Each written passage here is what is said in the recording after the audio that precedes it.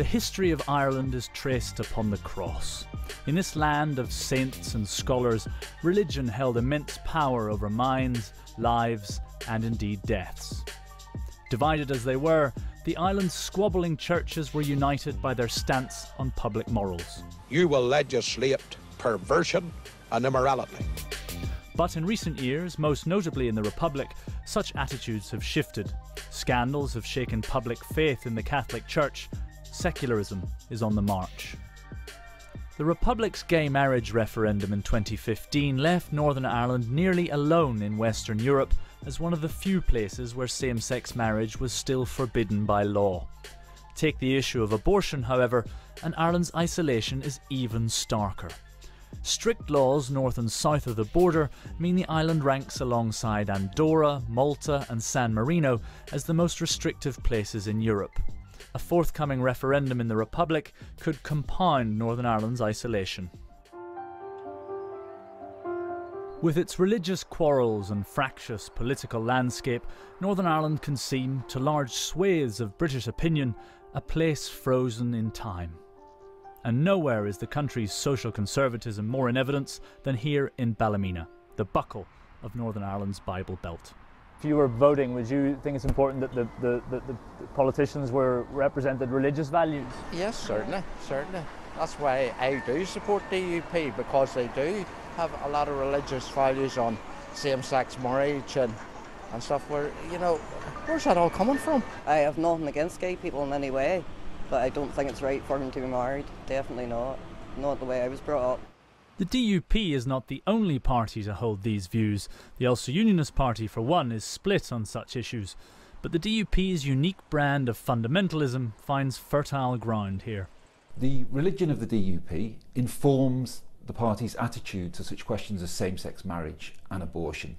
The fact is that on a scale of 0 to 10, when we asked, how much should faith and church condition the outlook of the DUP, members scale that at almost 7 out of 10. It's difficult to imagine any other party across the United Kingdom having such an outlook, wanting faith and church to condition the outlook of their party. The power to legislate on social issues rests with Northern Ireland's devolved government, when it actually sits. The Assembly here at Stormont has declined to endorse more liberal legislation on both gay marriage and abortion. In 2015, a vote to legalise gay marriage was actually passed by a majority of 1, but the DUP were able to use a controversial veto power, known as the Petition of Concern, to block the legislation. This move, in defiance of both majority public opinion and the majority of Assembly members, provoked outrage. The 2017 Northern Ireland General Election Survey indicated that 54% of people supported same-sex marriage. Only 23% opposed it. Other polls have put support higher still. But only 50% of Unionists were in favour, against 66% of Nationalists. And of DUP supporters, almost exactly as many oppose as support same-sex marriage. People's views in Northern Ireland on same-sex marriage are conditioned more by age than necessarily religion these days. And, with a new generation coming through, the chances are that at some point same-sex marriage will be allowed in Northern Ireland. People, for a variety of reasons, continue to vote on a sort of community affiliation basis rather than particular social issues. So it isn't effective to necessarily say to people, you should vote for this particular party because they will bring abortion reform or marriage equality. It simply doesn't work that way in Northern Ireland yet.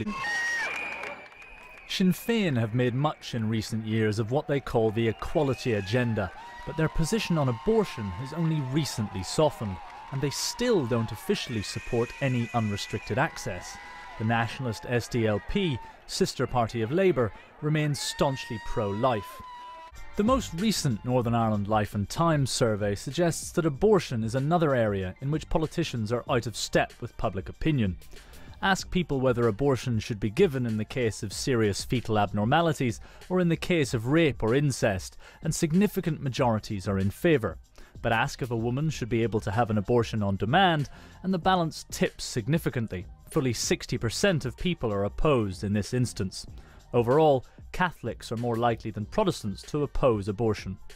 For Sinn Féin, I think that what we see is a changing relationship of the citizens of Ireland with the Catholic Church. So over the past 20 years you see that, but Sinn Féin also having their position on the constitutional question, which is overwhelmingly supported. So they can have this liberal agenda that's there. For the SDLP, they're more conservative traditionally, but I do think that they're going to change as attitudes change on the island of Ireland, where they will not want to be caught on the wrong side of social change.